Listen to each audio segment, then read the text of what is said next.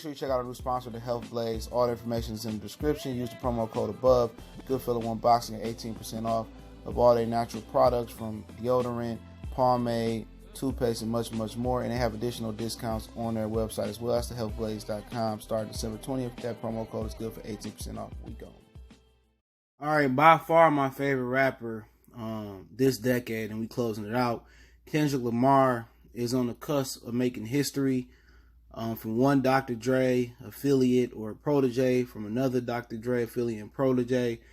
And I think it's no better feeling if somebody's going to pass you or break your record, and within our hip hop culture, than it been somebody kind of from your same, kind of hip hop family branch.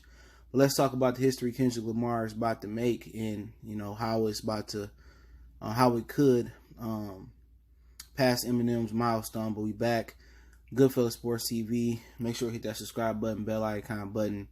Won't miss another video. Share the video. It's the best way you could donate. If you want to donate financially, that link's in the description. But just share the video. It's the best way to help the boy out. And Kendrick Lamar's studio debut album, Good City, Good Kid, Mad City, has now been on the Billboard Top 200 charts for 350 weeks, and that's impressive. All right, even by today's standards, and I kind of tell you guys the difference.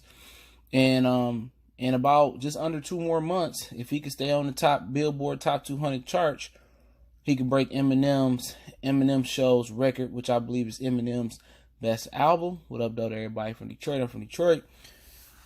And Eminem holds the record for longest tenure, album with the longest tenure on the Billboard Top 200 charts for a rap album, with Eminem Show for 357 weeks. So just under 2 more months for Kendrick Lamar to break that out record.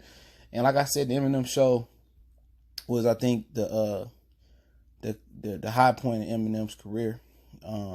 Both were Dr. Dre's affiliates or proteges, wherever you want to call them. And Good City, Mad Kid, I mean, that's just one of 5 mic out, at least from the source. That is one of, I think he had 3 straight 5 mic albums. I think Good City, Good Kid, Mad City, To Pimp a Butterfly, which I didn't like that album at first, but I listened to it. That's why I listened to albums like 3 or 4 times. It's definitely a 5 mic classic, man. A lot of great jazz samples on there. It's a great message on that album. And then, Damn. So he had 3 5 mic albums. They didn't have to go back and give you 5 mics. The source, yes, they do that. They did that before.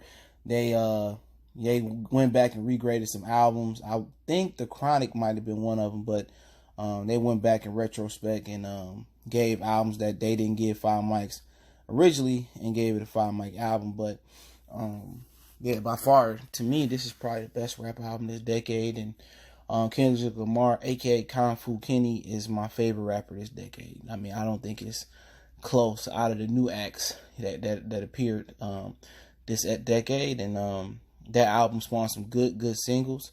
Headshots, Drink. The first single, when I first heard it, I was like, the California song. Can't remember what it was. So, he came to Detroit. I'm like, yeah, okay, that's cool. I like it. But then, he came back with Don't Kill My Vibe. He had a lot of great songs that came from that album. And I think if you were to kind of dub that album, I think that was the Get Rich or Die Trying of the 2010 decade. That was that. But the difference is, his second album, it lived up to the hype. The Massacre, it was a good album.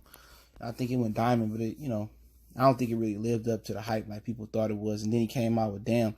And people just say, oh, Kendrick Lamar is inactive and blah, blah, blah. And Cole is constantly dropping things. But the difference, and I don't want to do a video kind of splitting Cole fans and Kendrick fans. I mean, it's your preference. I don't know why people's opinions bother people so much. But I prefer Kendrick Lamar because Kendrick Lamar, his production is better. And then he got energy. Kendrick Lamar, Cole kind of reminds me of Nas.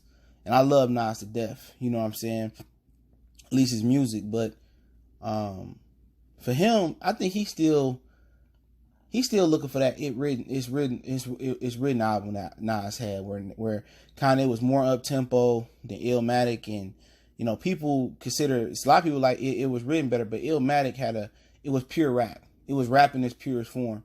And that's why it's considered by many one of the greatest rap albums, if not the greatest rap album of all time.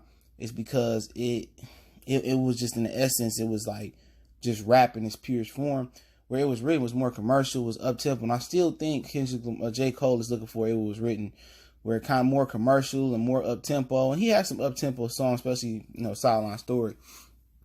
I got that flame, but I still think he looking for like that. It just hit, like, he's just so mellow, and like, Kendrick Lamar kind of got something for every mood, kind of got the club move. You kind of got with the Pimp the Butterfly, the conscious move. And this first CD, you had several moves, For me, it's about moods. I might go to the club. I might put on one artist for any occasion, damn near I could think of. I could put Kendrick Lamar on always for rap. But Cole, for me, I really don't feel that way. But that's my opinion. But the difference here is Eminem was actually moving in units. Okay, I'm always keeping 100. Eminem was actually, selling records, and now today it's about streaming. But if it was that easy, then other artists would have been on the top 200 for 7 years and rolling, like Kendrick Lamar. If it was that easy, just to, streaming wise. But now I think there's more counting streams, and I think maybe his was a collection of units moved in streams, because it was in 2012. So I think it was more still actual albums, and then streaming was coming in.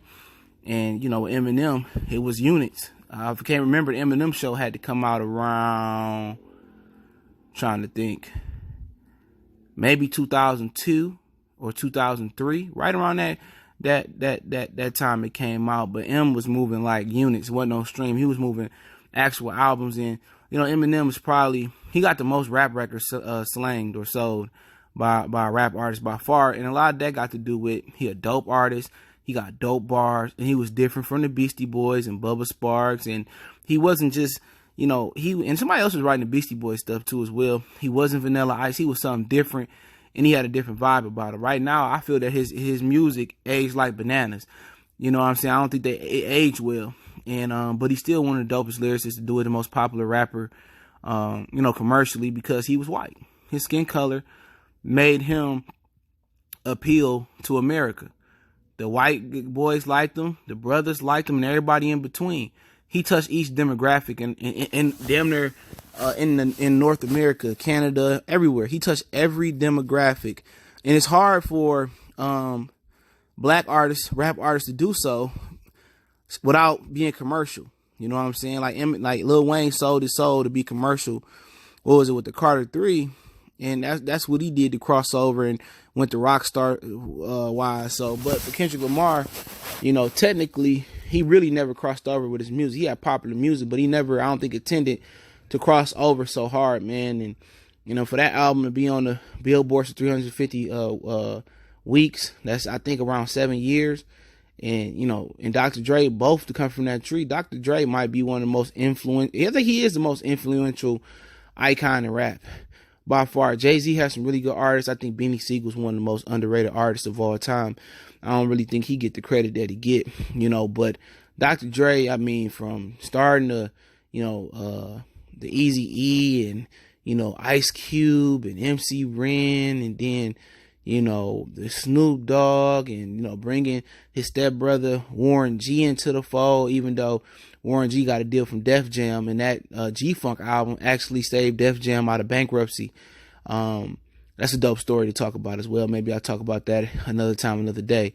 From Nate Dogg and Snoop Dogg and Das and Corrupt, the Dog Pound, he kind of touched Tupac a little bit. And he continued to spawn. Obviously, he left all the masters with Suge, and he got finessed out of Interscope and out of them masters, and he lost. He could have been a billionaire, multi-billionaire with all the masters and royalties he was getting from all of them, and he was stupid. Too much street in him. And then, Dr. Dre started off, he came back with M, and him and Snoop back corrupted on the Chronic 2001, and then, they had 50, The Game, and Anderson .Paak, and Kendrick, and Dr. Dre really, really may be the godfather of rap. He per se wasn't a rapper. He never claimed to be. DOC wrote his stuff. Jay-Z wrote still Dre, and he was getting some help, but just as a producer and just the influence was dope. So I know it's a proud day for him with this going down, man, and possibly Kendrick Lamar breaking that Eminem record. But don't forget, we on Facebook, Instagram, Twitter. Reach out to the email. All the links in the description. Intro instrumental link there as well, too. Check out our sponsor, The Hellblaze, thehellblaze.com. Promo code Goodfella1. Get one box and get you 18% off the 100% all natural products. Website, promo code in the description. One time for the